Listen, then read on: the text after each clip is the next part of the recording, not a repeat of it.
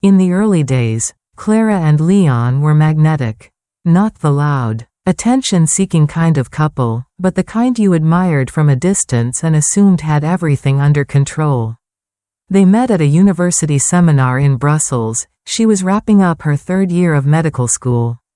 Scribbling notes in the margins of her cardiology textbook, he was delivering a guest talk on the intersections of ethics and commercial law. There was a spark, quiet, almost imperceptible, but it lit something that never fully went out.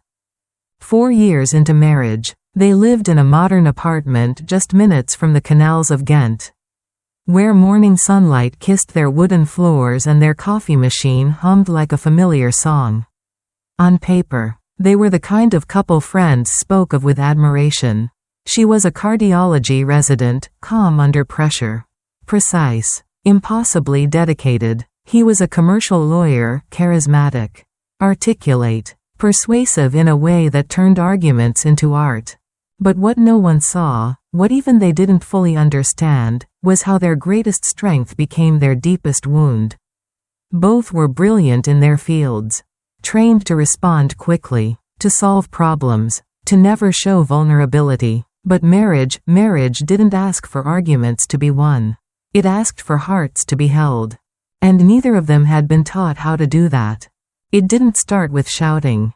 It started with silence, with long pauses at dinner, with glances that barely met, with sentences that trailed off halfway because neither of them believed the other would really listen.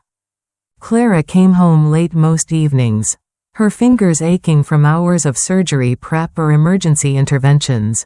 Sometimes she looked so tired Leon wanted to scoop her up in his arms, but he didn't. He thought, she needs space. And Clara, seeing Leon lost in his phone or laptop, told herself, he doesn't want to be bothered. So they drifted, quietly, respectfully, painfully, until one evening when the storm finally broke. It was a Wednesday. Clara had planned a small dinner at home, nothing fancy. Just salad and soup. She'd left the hospital early for once. Lit a candle, set the table, even changed into something soft and warm, just to feel human again. Leon had texted, "Be home by 7. But at 8:20, he still wasn't there. When he finally walked through the door, unbothered and brisk, she said calmly, "I waited for you." He tossed his keys on the table. Not looking up, "I had a last-minute meeting. Couldn't just walk out." She swallowed. "You could have let me know." He looked up then, tone clipped. "I don't get a break. Clara, I'm not strolling around a hospital handing out water." Her breath caught. That's when something inside her cracked, not because of the words themselves, but because this man, the one who once traced her spine with gentle fingertips and memorized the freckles on her arms, was now throwing verbal knives as if she were a stranger. And she threw them back. Right, because saving lives must be so relaxing. She snapped. Leon narrowed his eyes. "This isn't a competition." "No," she whispered, "but it always feels like a courtroom in here." The fight escalated, like it always did. Both sides defending, both sides bleeding. She accused. He deflected. She cried. He walked out. Later that night, she lay in bed alone, staring at the ceiling while sirens howled in the distance. She wondered how two people who once couldn't stop touching each other had ended up in a marriage where touch now felt like trespass. That night wasn't the worst of it. The worst came 1 week later. It was nearly midnight when Clara returned from a brutal 16-hour shift. She'd watched a 19-year-old boy die on the table, his mother collapsing in the hallway.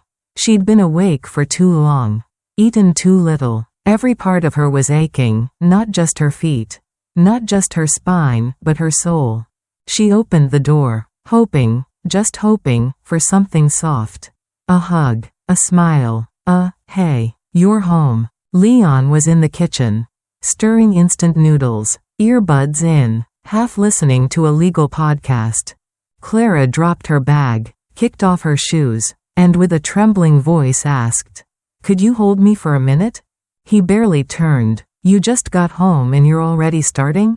She flinched. I wasn't starting. I'm asking. He scoffed. You ask for a lot when you're tired. I'm tired too. It was a dagger. She didn't yell, didn't cry, just looked at him, eyes glistening. Do you ever really see me, Leon? He froze, spoon midair. And you, he said finally, do you ever hear me? Or is it just about what you feel all the time? There was no hugging, no holding, no gentleness. That night, Clara went back to the hospital and slept in the on-call room. The walls were sterile, but they didn't hurt like home did.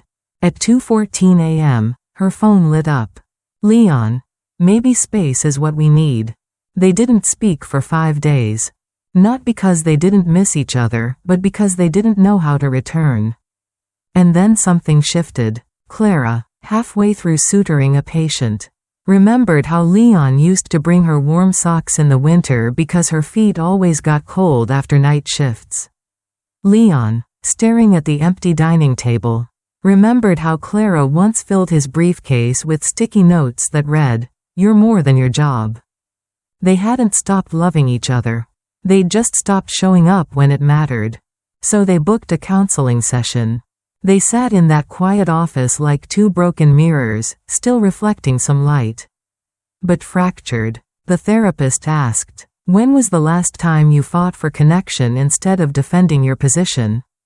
Neither spoke. Then Clara said, I just wanted him to notice when I was hurting. To stop treating our marriage like it's a courtroom. Leon stared at his hands. I didn't know how else to respond. If I didn't argue, I felt small, like my feelings didn't matter. The therapist nodded. You've both been trying to survive. But love isn't about survival. It's about safety. And safety begins when someone dares to stop reacting and starts listening. It wasn't a fairy tale fix. Nothing changed overnight. But over time, slowly, painfully, they began to build something new. They created rituals. Friday evenings became sacred. No emails, no court documents, no patient files, just music, pasta, wine, and questions like, how's your heart, instead of, what's wrong now? They practiced pausing mid-argument. Clara would take a breath and say, I'm about to cry, not because I'm angry, but because I feel alone. Leon would whisper, I want to shout, but what I really need is to be seen. Sometimes they still stumbled. Old habits are loud. But now, they had tools. Clara learned to soften her tone without losing her truth.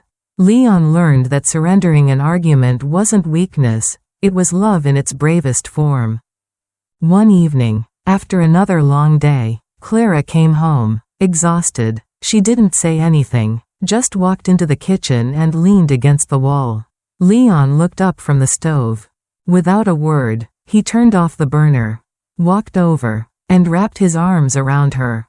She didn't speak. She didn't need to. In that moment, he wasn't a lawyer. She wasn't a doctor. They were just two people learning, at last, how to love each other with open hands instead of clenched fists.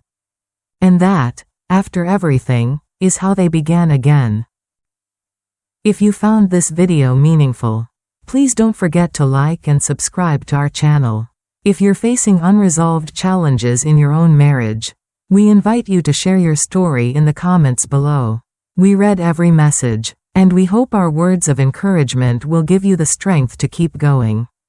Even on the hardest days, we're here with you, and we look forward to seeing you again in the next episode.